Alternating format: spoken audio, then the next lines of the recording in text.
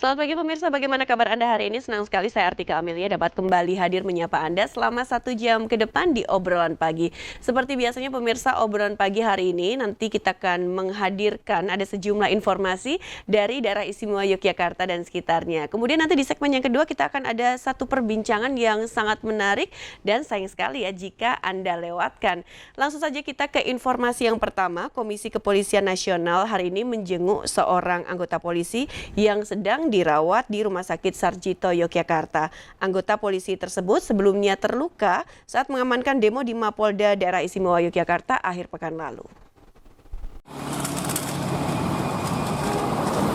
Komisi Kepolisian Nasional atau Kompolnas menerjunkan tim ke Yogyakarta pasca unjuk rasa anarkis yang terjadi akhir pekan lalu. Kompolnas juga mendatangi Rumah Sakit Umum Pusat Dr. Sarjito untuk menjenguk anggota polisi Polda DIY yang tengah dirawat. Anggota polisi tersebut mengalami luka-luka saat mengamankan unjuk rasa di Mapolda DIY beberapa hari lalu. Saat ini kondisinya berangsur membaik dan dirawat di Bangsal Cenderawasih Rumah Sakit Sarjito. Menurut pihak rumah sakit, kunjungan Kompolnas dalam rangka mengetahui kondisi kesehatan anggota polisi yang masih dirawat.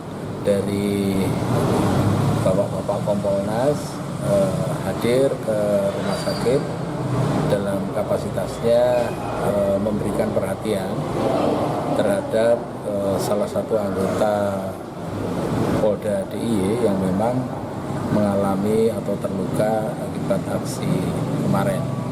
Dan kunjungannya cukup singkat, hanya bertemu dengan pasien yang saat ini sudah dalam kondisi pemulihan begitu, dan kemudian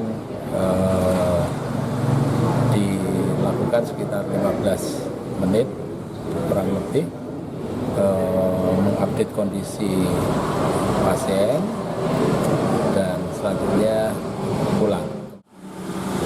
Sementara itu hingga Rabu siang, Rumah Sakit Sarjito masih merawat 6 orang pasien yang mengalami luka-luka akibat unjuk rasa. Mereka rata-rata mengalami patah tulang dan robek di bagian tubuh. Sebelumnya Rumah Sakit Sarjito menangani total 29 orang korban unjuk rasa termasuk 1 anggota polisi. Widi, RBTV. Sementara itu, pemirsa, Polda Daerah Istimewa Yogyakarta mendatangkan tim khusus dari Jakarta untuk mendalami penyelidikan kasus kematian Reza Sendi Pratama, mahasiswa Universitas Amikom Yogyakarta, yang tewas saat mengikuti aksi demonstrasi di depan Mapolda Daerah Istimewa Yogyakarta.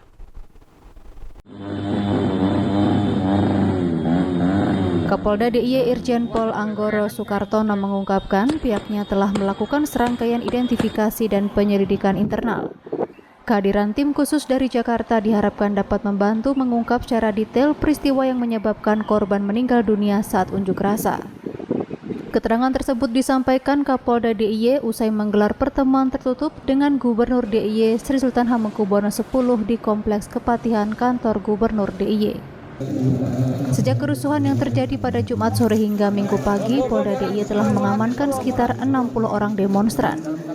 Dari jumlah tersebut, 59 orang telah dibebaskan, sementara 1 orang masih dalam proses penyelidikan. Terkait identifikasi dari kejadian mahasiswa Amikom, dan kami sudah perintahkan untuk melakukan pendalaman, penyelidikan, dan ada tim dari Jakarta yang melakukan pendalaman terkait dengan kejadian yang dialami mahasiswa Amikom. Sementara masih kita analisa semua data, keterangan yang bisa kita dapat dari berita media, dari keterangan orang tua, dan saksi-saksi yang masih kita dalami. Termasuk keterangan keluarga soal bekas sepatu bedel? Ya, semua kita dalami. Sebelumnya Reza Sendi Pratama dikabarkan tewas saat turut serta dalam aksi demonstrasi pada Minggu pagi di depan Mapolda DIY. Agung Kristiono, RBTV. Kita ke informasi selanjutnya, pemirsa. Di tengah ramainya demo yang berakhir ricuh di sejumlah daerah, mahasiswa di Sukoharjo memilih untuk menggelar aksi lain dari yang lain. Mahasiswa Universitas Muhammadiyah Surakarta ini menyuarakan tuntutan kepada pemerintah dengan membagikan beras dan sayuran secara gratis. Bagi sayur dan beras. Di tengah demonstrasi dari berbagai elemen yang tak jarang berujung ricuh, mahasiswa Universitas Muhammadiyah Surakarta, Jawa Tengah memilih cara unik untuk menyuarakan aspirasi. Mereka justru membagikan bingkisan beras dan sayuran kepada masyarakat yang melintas di Jalan Ahmad Yani. Dengan 2 mobil box, para peserta aksi tersebut memberikan bantuan bagi seluruh golongan seperti pengemudi ojol, becak, ibu rumah tangga, dan pemulung. Alhasil aksi mahasiswa ini mendapat sambutan positif dari masyarakat. Masyarakat kecil ya saya senang hati mendapatkan lauk-pauk begini, sembako, ya senang hati saya. Para mahasiswa ini membawa sekitar 500 bungkus paket yang dibagikan.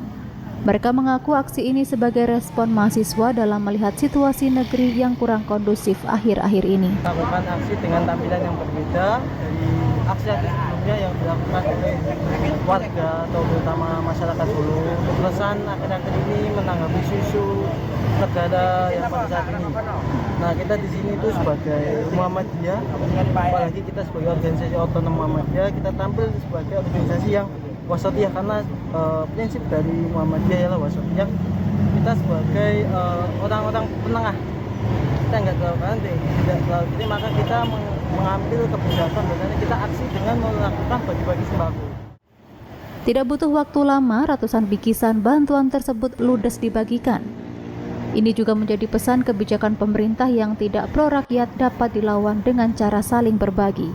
Rizky Budi Pratama, RBTV. Lauk pauk, tempe, tahu, sayur.